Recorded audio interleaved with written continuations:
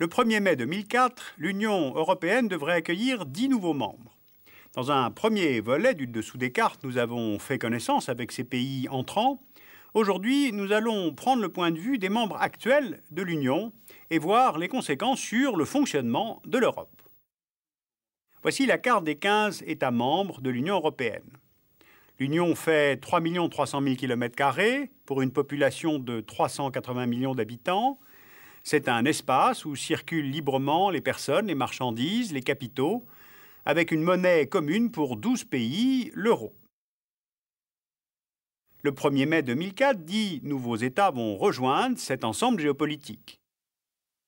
Il s'agit de l'Estonie, la Lettonie, la Lituanie, la Pologne, la Tchéquie, la Slovaquie, la Hongrie, la Slovénie et Chypre et Malte en Méditerranée. L'Europe des 15 deviendra alors Europe des 25, soit 452 millions de citoyens pour plus de 4 millions de kilomètres carrés.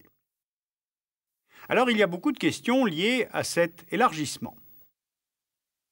D'abord, les nouveaux pays arrivants ne sont pas des pays très riches. Ils vont ajouter à peine 8% de richesse au PIB européen. On risque d'avoir un problème de compétitivité des salaires à l'intérieur de l'Union. Car comme les niveaux de salaire sont très inférieurs chez les nouveaux arrivants, les 15 redoutent des délocalisations d'usines. Vers la Slovaquie, par exemple, qui ne veut pas réduire ses aides fiscales à l'industrie automobile. Ensuite, il y a toujours ce chantier de la réforme des institutions. Aujourd'hui, la prise de décision se fait soit à l'unanimité, soit à la majorité qualifiée.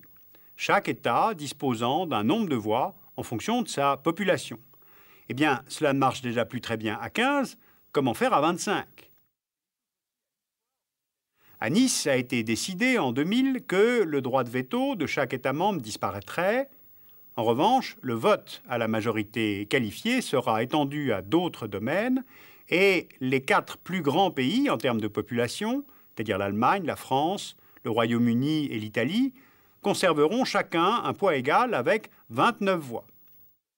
Suivis par l'Espagne et la Pologne avec 27 voix. Ces 2 derniers États se voient donc reconnaître une certaine prééminence au sein de l'Union européenne élargie. Enfin, à Bruxelles, chaque État membre sera désormais représenté par un seul commissaire à la Commission européenne. Troisième question, les 15 ne veulent pas augmenter leur contribution au budget communautaire. Alors, comment va-t-on financer les politiques communes de l'Union élargie ? C'est-à-dire notamment la politique agricole, la PAC, ou les aides régionales, notamment le FEDER. Voyez, voilà en 2000 les régions où se concentrent les aides européennes pour les régions dites en retard de développement. Elles sont nettement en périphérie. Ces aides s'appliquent à des régions dont le revenu par tête est inférieur à 75% de la moyenne communautaire. Or, dans l'Europe élargie, ces aides vont devoir être dirigées vers la quasi-totalité des 10 nouveaux arrivants. D'où un problème de financement. Déjà pour 2000-2006, une douzaine de régions ne recevront aucune aide déclassée. En Irlande, au Royaume-Uni, en France, en Belgique, au Portugal, en Italie. Et après 2007, seules les aides à la Grèce et à l'Allemagne orientale seront totalement maintenues. D'où le mécontentement d'un pays comme l'Espagne, qui aujourd'hui bénéficie largement des aides régionales européennes. Le deuxième problème de financement concerne la politique agricole commune, qui absorbe 45% du budget communautaire. Cet élargissement augmente de 42% le nombre de terres cultivées et de 120% le nombre de paysans au sein de l'Union. Et pourtant, si on entre dans le détail, on constate que seule la Pologne a une population agricole active de 20%, la Lituanie de 16%, la Lettonie de 15%. La plupart des autres nouveaux membres se rapprochant du niveau de l'Union européenne avec environ 5% de la population active dans le secteur agricole. On a donc surtout un problème de productivité agricole.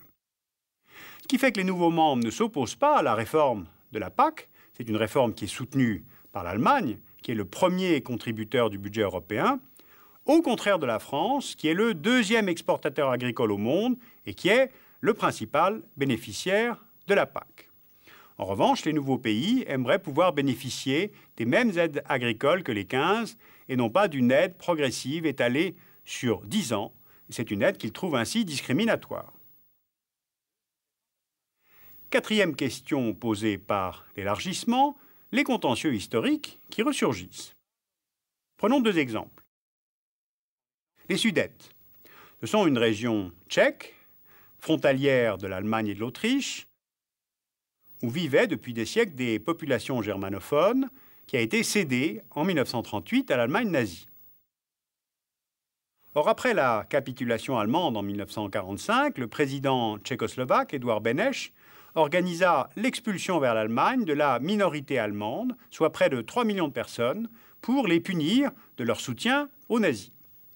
Contraints de partir, parfois de manière violente, il y a eu 19 000 morts. Les Allemands des Sudètes ont dû laisser tous leurs biens derrière eux. Alors si le président Václav Havel a présenté des excuses publiques au nom de son pays en 1990, il n'y a pas eu de dédommagement ou une restitution des biens. Eh bien, avec la perspective de l'entrée de la République tchèque dans l'Union, ces décrets Beneš ont encore provoqué des tensions dans les relations entre Berlin et Prague et Vienne et Prague. Autre legs de l'histoire, avec l'élargissement et donc la libre circulation des personnes, les Polonais craignent que des Allemands ne viennent racheter la terre de leurs ancêtres.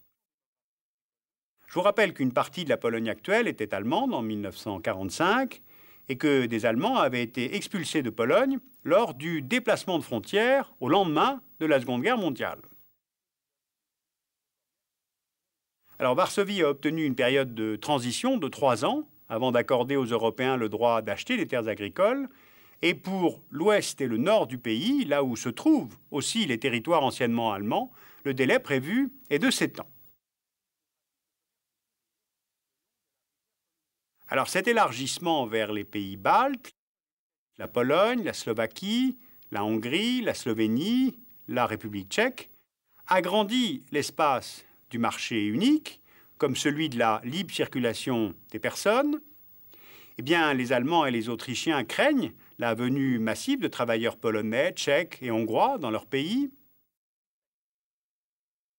Deuxièmement, même si le sort économique et l'intégration de la minorité rome fait partie des 31 dossiers à régler avant toute adhésion, l'Union européenne craint les tensions liées aux quelques 6 à 8 millions de Roms, un peu partout discriminés et qui quitteraient alors leur pays d'origine. C'est pour ça que les 15 ont décidé d'une période transitoire de 7 ans pour la liberté de circulation des ressortissants des nouveaux membres, et cette période de transition pourrait être prolongée de 2 ans pour les pays qui ont un fort taux de chômage. Voilà, on mesure mieux les nombreux problèmes qu'il y a à résoudre. Alors encore un chiffre, je ne vous ai même pas parlé du fait que les 15 ont maintenu le plafond budgétaire à 1,27% du PIB communautaire, alors que les 75 millions d'habitants qui vont être accueillis sont nettement moins riches que nous. Je ne vous ai pas parlé de l'entrée des 8 nouvelles langues, ce qui entraîne une réorganisation du service des traductions, qui est déjà très lourd. On envisage l'usage de 3 langues pivots, ce qui évidemment ne plaît pas à tout le monde. Notez aussi que les pays dans la zone euro, majoritaires à 12 sur 15, deviennent minoritaires à 12 sur 25, à moins qu'ils ne redeviennent majoritaires avec l'entrée de la Suède dans la monnaie unique. Et puis l'inquiétude portera à terme sur les futures frontières à l'est de l'Union européenne. J'y consacrerai tout un numéro du dessous des cartes sur ces futures frontières. Vous voyez, l'Union européenne peut être facilement un bouc émissaire. Alors comment faire pour que ce projet politique de l'Union devienne populaire, ou en tout cas simplement enthousiasmant ? Comment faire pour que les journaux, les médias cessent de penser que l'Europe c'est rasoir et que ça n'intéresse personne ?